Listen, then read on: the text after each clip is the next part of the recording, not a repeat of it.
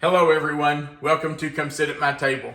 Today we are going to make an appetizer, or I guess it could just be a snack. There's our oven, it's preheated. We're going to make an appetizer or a snack that is actually brand new to Melissa and me. We've never made this recipe before. I found it online and it looks really interesting. It is extremely simple. Very few ingredients, actually 4 ingredients, and it should go together fairly quickly. All the reviews I read of it, people just raved about it. So I thought, this is something we need to try. And we decided if we were going to try it, we'd bring you along. So we're going to make maple bacon brittle. Now, let's look at what we're going to use to make this and look at how easy it is.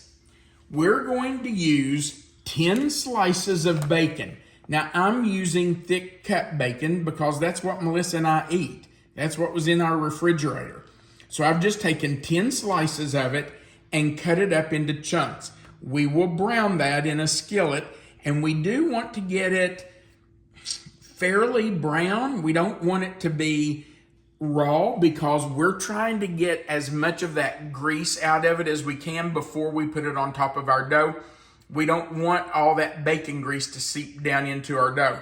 So we're going to put it in a skillet and fry it until it's pretty well cooked. Now, we don't want to burn it, of course. We don't want it crunchy, but we do want to get it done.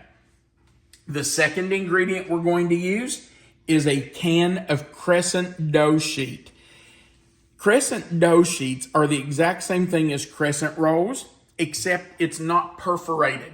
You know, if you get a crescent roll sheet, it's perforated into triangle shapes, and they're easy to pull apart and roll up to make crescent rolls. Well, the crescent dough sheet is exactly the same thing, except there's no perforation.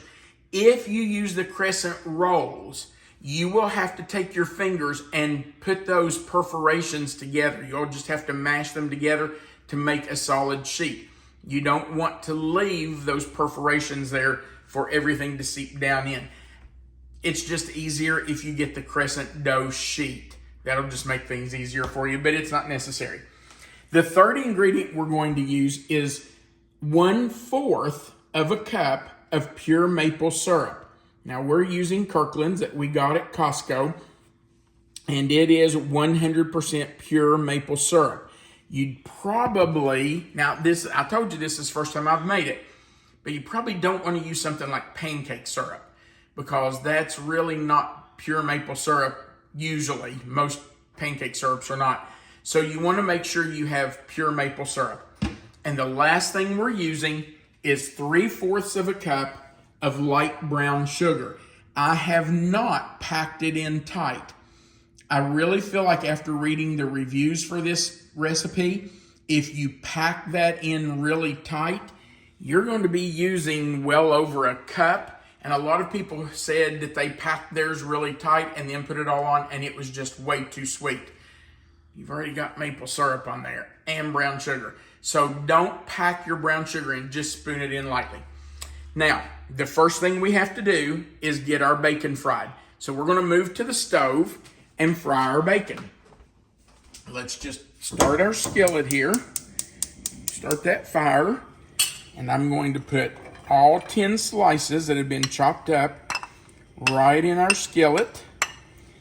And we just want to let that start to cook. And it's going to take a few minutes for it to cook. We do want to make sure that all the pieces are separated. You don't want any stuck together. So if you see pieces like these right here that are stuck together, you just want to get those apart. And you can just take your spoon or your spatula, whatever you're using, and just, push them, force them apart. And as they cook, they'll start to come apart anyway. But let's just let that start cooking.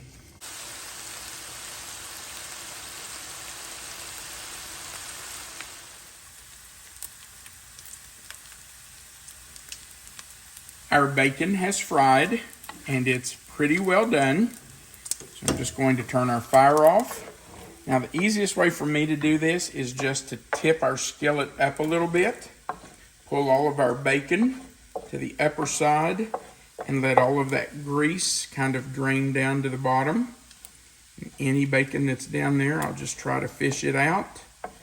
Pull it up with our other bacon because we want all of that bacon to get on our appetizer. You can see that all the grease has kind of drained down there.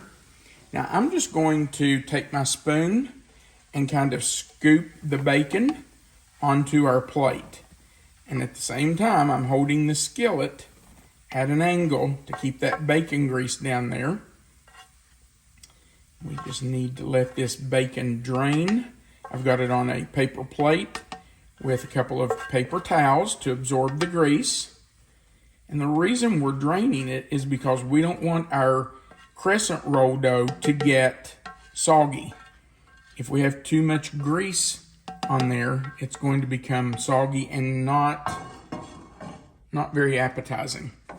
So I'm just going to kind of spread that out a little bit. Take another couple pieces of paper towel and just blot it. Get as much of that grease off as I can, and then we're ready to use it. Okay. Now, we're going to take a cookie sheet that has a piece of parchment paper on it. And we're going to open our dough and get that onto our parchment paper lined sheet. Hold your ears. All right. So there's our dough. I'm just going to unroll that. Now, you know, if you've used crescent rolls or crescent roll sheets before, they don't always come out in a nice even rectangle. Sometimes they're not even close to being a rectangle. So you just have to try to put them back in shape. And that's okay. We can do that. So let's just get that patted out a little bit. We're going to take about half of our 1/4 of a cup of maple syrup, and we're just going to drizzle that right on our dough. And it doesn't say to do this in the directions, but I'm just going to kind of spread that out because we want some maple flavor in every bite, right? If you don't kind of brush it onto the dough, I think we need just a little bit more. I would think it would make it soggy in places too. That's true. If it's pulled in there, it could make your crust soggy. So I'm just going to brush it out like this. Okay, that's pretty good. Now that it's covered, we're going to take our bacon, which we have rendered all the fat from, or as much as we could get out of it. And we're just going to sprinkle that right on top of the maple syrup. And this looks like a lot of bacon to me. I may or may not use all of this. Although the pictures I saw had a pretty thick layer of bacon, I'm just going to put it all on there and then spread it. I think that'll be easier. We do want to make sure it's even. And, you know, I would think you want it all the way to the edges because this is just going to be cut into pieces, triangles, squares, rectangles, however you want to cut it. So all the way to the edge, there's going to be pieces of appetizer. So, you know, you want that spread out. All right, if you see places that don't have any bacon, find some places that have more than they need and move some over. Because you can see here, see how there's a big empty space there? So we just need to put some bacon there. And you don't have to have it perfect, but You sure don't want a big spot where there's no bacon. Okay, that looks pretty good. Now it says to sprinkle the brown sugar over. So that's what I'm going to do. And I think you want a pretty thick layer of brown sugar, because as it bakes, it will melt. It's not going to look like this when it comes out. And yes, I'm missing the dough and getting some out on the edge, but I'll pick that up and put it back. And again, we want to make sure that that brown sugar is all the way out to the edge, because we want every bite to have some of that brown sugar on it. Okay, scoop up some that I spilled here. Babe, do you see any places that look naked? See anything that needs some?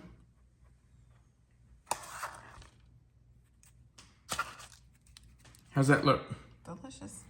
Okay, so we're going into our 375 degree oven, and I don't remember for how long. Let me look. 20 to 25 minutes, it says.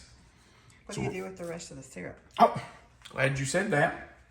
It says to just drizzle it on top. Now this time we won't be able to spread it because it's going on that brown sugar.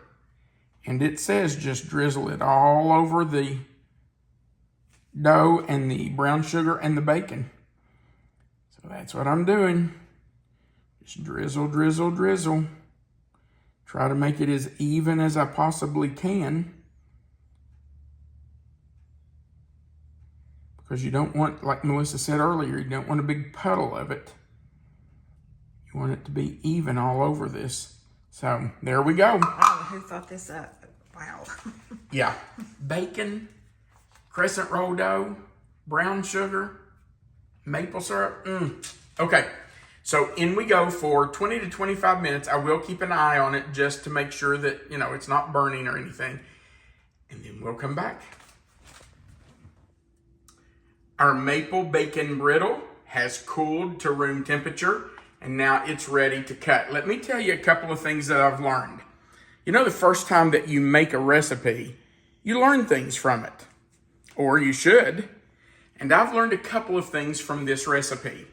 First, it should be baked on a rimmed baking sheet, like a rimmed cookie sheet.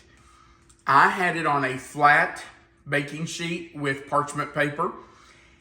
The maple and brown sugar, as it melted, ran off this side and down to the edge of the parchment paper and ran into my oven.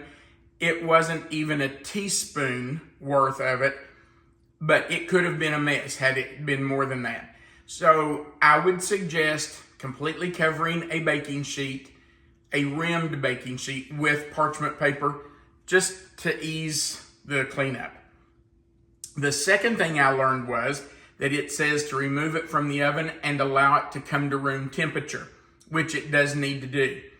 But I took it off that baking sheet and just moved the parchment paper onto my counter. And I noticed within just a minute or so, there was some condensation around it. So I looked and the bottom was sweating. So I moved it off the parchment paper onto this cooling rack. That way the bottom could get air and it wouldn't sweat and become soggy. So two things, use a rimmed baking sheet, and when you remove it from the oven, move it to a cooling rack so the bottom doesn't sweat. Okay, now I'm just going to take a pizza cutter and cut this into pieces, serving sized pieces. I think a pizza cutter is probably the easiest way to do it. If you don't have a pizza cutter or you want to use something else, that's fine. A knife would work. Or, you could even just rip it. If you want it to be rustic looking, you just rip it apart. It's not going to hurt to do that.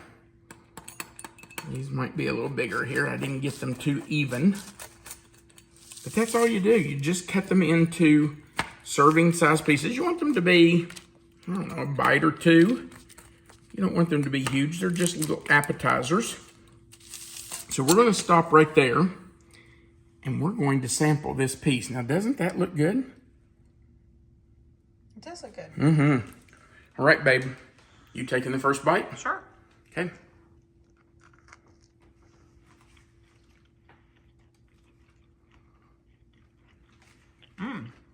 That's good.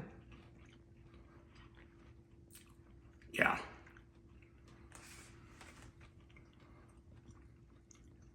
I'm a little surprised. I was afraid it would be super duper sweet. And I was too. And it's not overwhelmingly so. It is sweet, but it is not overwhelmingly sweet at all. I was afraid it would be too sweet, especially after reading some of the reviews. But like I said earlier, I think it was because people packed their brown sugar. Wow, that's good. It is good. The crescent dough on the bottom also helps it. And it's not soggy. No, it's not. It's not crunchy like a cracker either. Nope. But it's easy to bite into. Yeah, it's not crunchy, but it's not soggy or doughy. Somewhere right in the middle. Yeah, it's a good blend. That's a really good recipe. It's fine, honey. Yeah, that was a good one. I'm glad we tried it. All right, I hope you'll try that. You can see how easy I mean, it's literally 4 ingredients. How simple. And it comes together really fast. The hardest part is frying the bacon. And that's no big deal. It just, takes a little while to let it fry, and you stir it once in a while. So try this. I think you'll love it. We sure would appreciate it if you'd go right below our video and click the thumbs up. It just says you liked it. Click that share button so your friends and family can see it on your own social media. And if you haven't, we invite you to click that subscribe button. There's a little notification bell beside of it that you can click, and the word all. That just joins you to our channel, and YouTube will notify you every time that we put up a new video. And we try to put 3 a week. We try to do Sunday, Wednesday, and Friday. So if you'll click that subscribe button, the bell, and the word all, you'll never miss one of those. Also, remember that Melissa always puts the written recipe right below the video. If you'll click the title where it says Maple Bacon Brittle, that box will expand. That's the description box. She always puts the written recipe right there for you. And our contact information is right under that written recipe. And then, of course, there's a place down there for you to leave a comment. And we really do enjoy reading your comments. So feel free to leave us a comment. We would love to hear from you. We do appreciate you watching our videos and supporting our channel more than we could ever explain to you. So thank you so much. We want you to remember that you are always welcome to come sit at my table. Have a great day.